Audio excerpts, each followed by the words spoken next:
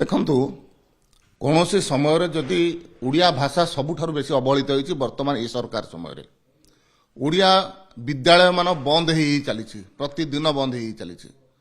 ପଡ଼ୋଶୀ ଯେଉଁ ବିଚ୍ଛିନ୍ନ ଅଞ୍ଚଳ ଥିଲା ସେ ଅଞ୍ଚଳରେ ମଧ୍ୟ ଓଡ଼ିଆ ମାଧ୍ୟମ ସ୍କୁଲରେ ଯେଉଁ ଜାଗାରେ ରାଜ୍ୟ ସରକାରଙ୍କର ଦାୟିତ୍ୱ ହେଉଛି ଓଡ଼ିଆ ଭାଷାର ବହି ଯୋଗାଇବା, ସେ କଥା ମଧ୍ୟ ଓଡ଼ିଶା ସରକାର ନ ଯୋଗାଇବା କାରଣରୁ ସେଗୁଡ଼ିକ ମଧ୍ୟ ବନ୍ଦ ହେଇକି ପଡ଼ିଲାଣି।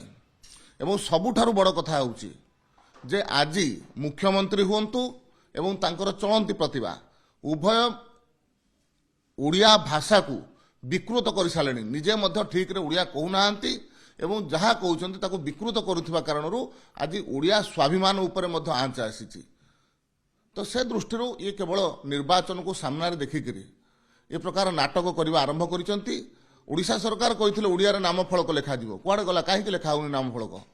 ଓଡ଼ିଆ ବିଶ୍ୱବିଦ୍ୟାଳୟ କଥା କହିଥିଲେ, 72 ଜଣ ପିଲା ଅଛନ୍ତି, ଷ୍ଟାଫ୍ ନାହାନ୍ତି। ଗୋଟେ ବିଶ୍ୱବିଦ୍ୟାଳୟରେ 72 ଜଣ ଚାଲିବେ?